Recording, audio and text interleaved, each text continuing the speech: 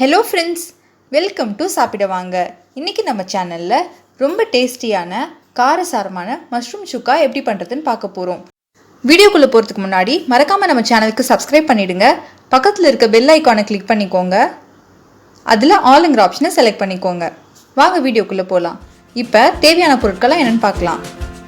400 grams மஷ்ரூமை clean பண்ணி பெரிய பெரிய துண்டுகளாக கட் பண்ணி எடுத்து வச்சுருக்கேன். 2 மீடியம் சைஸ் வெங்காயத்தை பொடி பொடியாக நறுக்கி வச்சுருக்கேன். ஒரு தக்காளி க்யூப்ஸாக கட் பண்ணி வச்சுருக்கேன். 1 ஸ்பூன் இஞ்சி பூண்டு விழுது, ஒரு காஞ்ச மிளகாய், ஒரு கொத்து கருவேப்பிலை, 1/2 ஸ்பூன் சோம்பு, 1/2 ஸ்பூன் சீரகத்தூள், 3/4 ஸ்பூன் கரம் மசாலா எடுத்து வச்சுருக்கேன். 1 ஸ்பூன் மிளகாய்த்தூள், 1 ஸ்பூன் தனியாத்தூள், 1 ஸ்பூன் மிளகுத்தூள் எடுத்து வச்சுருக்கேன். வாங்க இப்போ எப்படி பண்ணுறதுன்னு பார்க்கலாம். அடுப்பில் ஒரு வானல் எடுத்து வச்சுருக்கேன். அதில் 4 ஸ்பூன் எண்ணெய் சேர்த்துக்கிறேன். எண்ணெய் சூடானதுக்கு அப்புறமா நம்ம எடுத்து வச்சிருக்க வெங்காயத்தை சேர்த்துக்கிறேன். வெங்காயம் நல்லா கோல்டன் ப்ரௌன் ஆகுற வரைக்கும் நல்லா வதக்கி விடணும்.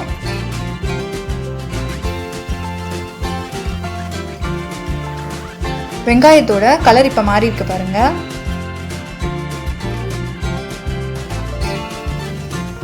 இப்போ நம்ம எடுத்து வச்சிருக்க காஞ்ச மிளகாவையும் கறிவேப்பிலையும் இதில் சேர்த்துக்கலாம். சேர்த்துட்டு நல்லா கிளறி விட்டுக்கோங்க.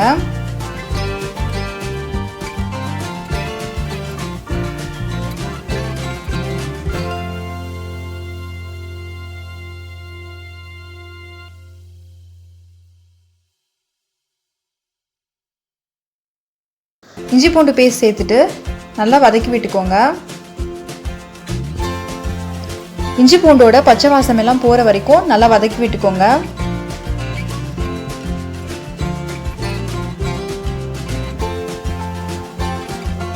இப்போ இஞ்சி பூண்டெல்லாம் நல்லா வதங்கிடுச்சு. மசாலா ஐட்டம்ஸ்லாம் சேர்த்துக்கலாம். மிளகாய் தூள், தனியாத்தூள் சேர்த்துக்கிறேன்.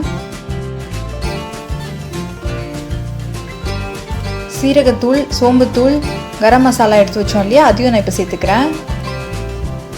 எல்லாத்தையும் சேர்த்துட்டு நல்லா மிக்ஸ் பண்ணி விட்டுறலாம். மசாலாவோட பச்சை வாசனையெல்லாம் போகிற வரைக்கும் நல்லா மிக்ஸ் பண்ணி விட்டுக்கோங்க.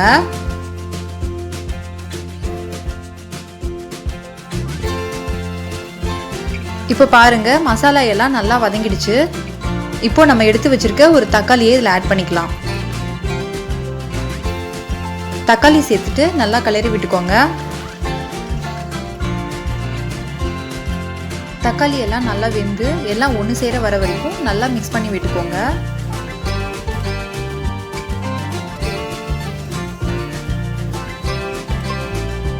இந்த ஸ்டேஜில் உப்பு ஆட் பண்ணிக்கோங்க. நான் 1/2 ஸ்பூன் உப்பு ஆட் பண்ணிக்கிறேன். கடைசியாக டேஸ்ட் பண்ணி பார்த்துட்டு உப்பு தேவைப்பட்டுச்சுன்னா நம்ம ஆட் பண்ணிக்கலாம். இப்போது இதை ஒரு மூடி போட்டு வேக வச்சுக்கலாம். ஒரு 2 மினிட்ஸ் மூடி போட்டு வேக வச்சுடுங்க. இப்போ பாருங்கள், எண்ணெயெல்லாம் நல்லா பிரிஞ்சு வந்திருக்கு. தக்காளியும் நல்லா வெந்திருக்கு. இது எல்லாத்தையும் நல்லா கலந்து விட்டுக்கோங்க. இப்போது நம்ம எடுத்து வச்சிருக்க மஷ்ரூம் இதில் ஆட் பண்ணிக்கலாம். மஷ்ரூம் கட் பண்ணும்போது கொஞ்சம் பெரிய துண்டுகளாக கட் பண்ணிக்கோங்க. சுக்காவுக்கு அப்படி போட்டால் தான் நல்லாயிருக்கும். இப்போது மசாலாவோட மஷ்ரூம் எல்லாம் நல்லா சேர்ற மாதிரி கலந்து விட்டுடுங்க.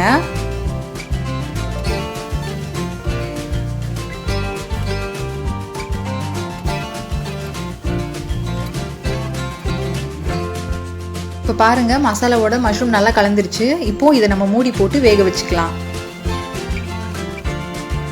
மஷ்ரூமை நம்ம க்ளோஸ் பண்ணி வேக வைக்கும் போது அதுலேருந்து நிறைய தண்ணி வெளியே வரும். பாருங்க, நம்ம போட்ட மஷ்ரூம்லேருந்து எவ்வளோ தண்ணி வெளியே வந்திருக்குன்னு.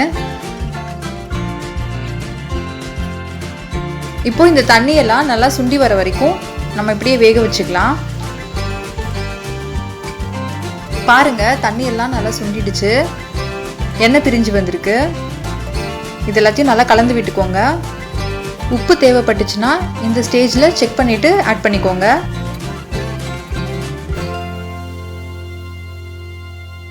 இதை எண்ணெயிலே நம்ம வதக்கி விடணும்.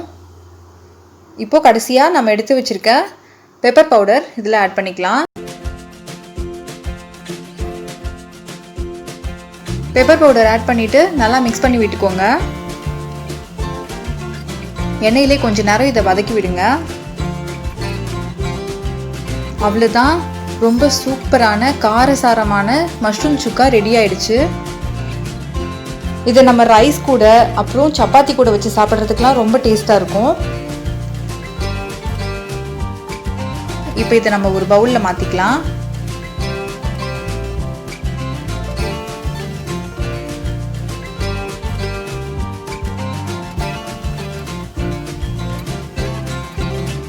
மஷ்ரூம் சுக்கா ரெசிபி தயாராகிடுச்சு. கண்டிப்பாக இதை நீங்கள் வீட்டில் ட்ரை பண்ணி பாருங்கள். ட்ரை பண்ணி பார்த்துட்டு எப்படி இருந்துச்சுன்னு கமெண்ட் செக்ஷனில் சொல்லுங்கள். மறக்காமல் நம்ம சேனலுக்கு சப்ஸ்கிரைப் பண்ணுங்கள். வீடியோ பிடிச்சிருந்துச்சுன்னா ஷேர் பண்ணுங்கள். தேங்க்ஸ் ஃபார் வாட்சிங்.